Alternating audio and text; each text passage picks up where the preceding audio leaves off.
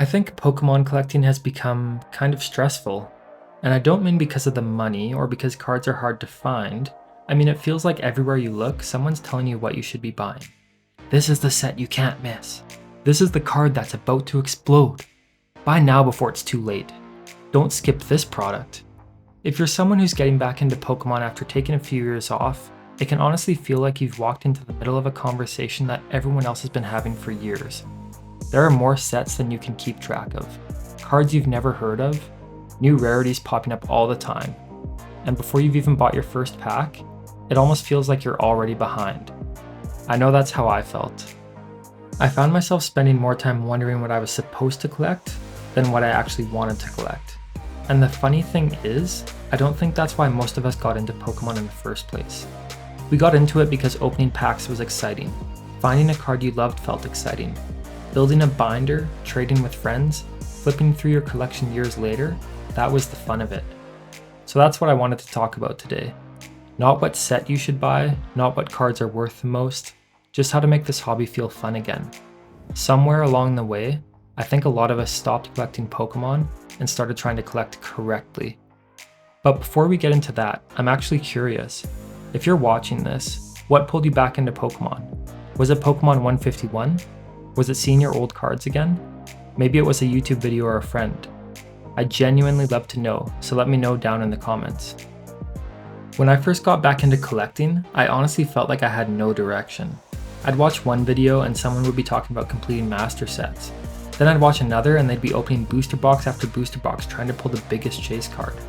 Then someone else was showing off these incredible vintage collections. And before long I had about 10 different ideas of what I thought I should be collecting. The problem was, none of these ideas were actually mine. I was just taking bits and pieces from everyone else and trying to make them fit. And I don't think I even realized I was doing it at the time. I'd buy a few packs because everybody was opening that set. Then I'd pick up a couple singles because someone said they were underrated. Then another set would come out and suddenly my attention was somewhere else again. Looking back, it almost felt like I was constantly starting over. There wasn't really anything tying my collection together because I was chasing whatever happened to have my attention that week. I don't know if anyone else has felt like that, but for me it got to the point where I'd sit down to look through my collection, and instead of thinking, man, this is awesome, I'd be thinking about everything I didn't have yet. And that's such a weird feeling when you think about it. You're surrounded by Pokemon cards, something that's supposed to be fun, but somehow your brain is focused on what you're missing instead of what you already have. I think that's what social media does really well without meaning to. You're always seeing the biggest pulls, the rarest collections, and the newest products. Nobody's posting the 10 packs they opened where they got absolutely nothing. Nobody's making a video about the perfectly average binder they've been building for 3 years.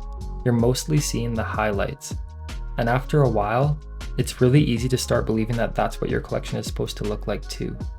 I know that I've talked about this in some of my prior videos, but I think the turning point for me came when I stopped asking what should I collect and started asking what do I actually enjoy collecting. It sounds like a super simple question, but I don't really think I was asking it to myself before. I was so caught up trying to keep up with new releases or figure out which sets people were excited about that I never really stopped to think what I was excited about. And once I did, it honestly took a lot of the pressure off. I stopped feeling like I had to buy something every time a new set came out. If there were only a handful of cards I liked, I'd just pick up those cards eventually. If a set didn't really interest me, I'd skip it and wait for the next one. A few years ago, I probably would have thought that was crazy. I would have felt like I was missing out. But now, I actually enjoy the hobby a lot more because of it. I think one of the biggest misconceptions, especially when you're coming back into Pokemon, is that you need to have a plan to collect everything. The reality is that's basically impossible now. Just look at how many cards there are. There's way too many sets and too many products.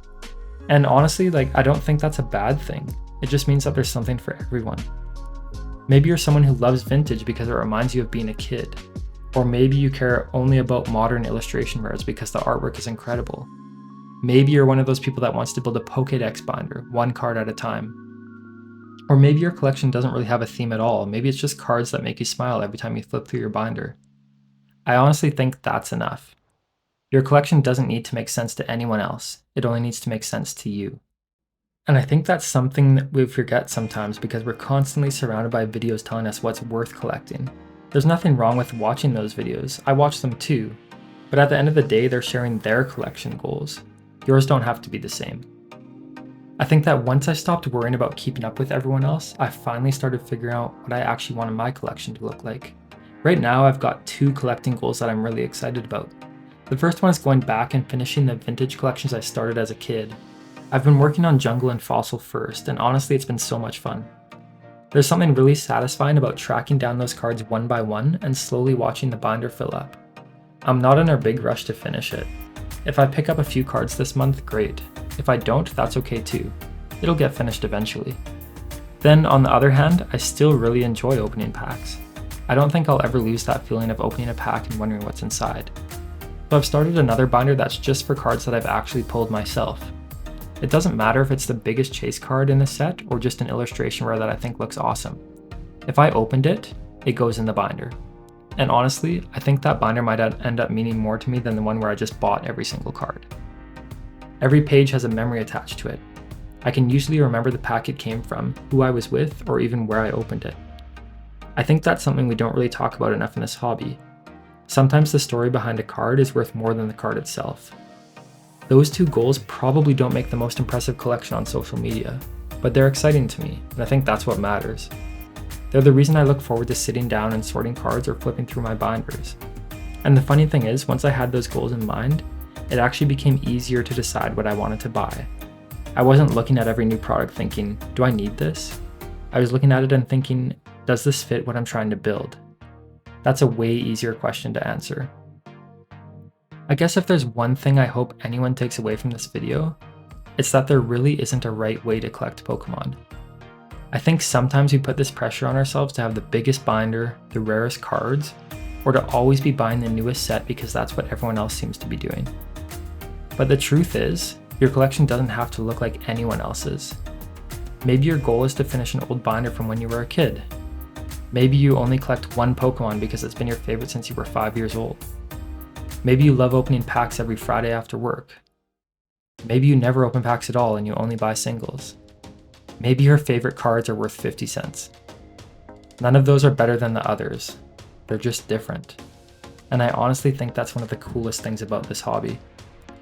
If you gave 10 different collectors the exact same budget, I bet you'd end up with 10 completely different collections. Some people would buy vintage, some would chase modern, some would build master sets, and someone else would probably come home with a binder full of their favorite Pokemon. And none of them would be wrong. That's what makes Pokemon collecting so personal. The cards tell a little bit of your story. They show what you were excited about, what brought back memories, what artwork caught your eye, or what made you smile enough to think, yep, I want that in my binder. That's something no price guide can really measure. So if you're just getting back into the hobby and you're feeling like you're already behind, I'd honestly say you're not. You're just at the beginning of building a collection that's going to be uniquely yours. Take your time. Skip the sets that don't excite you. Buy the cards that make you happy. Change your collecting goals if your interests change. There's no deadline. Pokemon isn't going anywhere. At the end of the day, I don't think Pokemon collecting is really about having the biggest collection. I think it's about building a collection that you're excited to come back to. A binder that makes you want to flip through the pages every once in a while, not because you're checking prices or seeing what's missing, but because it reminds you why you started collecting in the first place. And maybe that's different for everybody. Whatever that looks like, I don't think you need anyone else's permission to collect that way. The hobby is always going to be loud. There's always going to be another set that everyone's talking about and another chase card that seems impossible to pull. That's never really going to change. But what can change is how you approach it.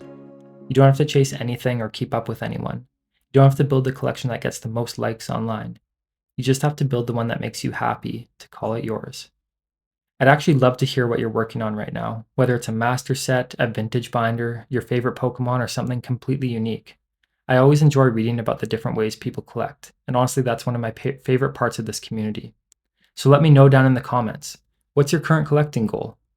Thanks for hanging out with me today. I really appreciate you spending a bit of your time with me, and hopefully if you're just getting back into the hobby, this video helped take a little bit of that pressure off. Until next time, happy collecting!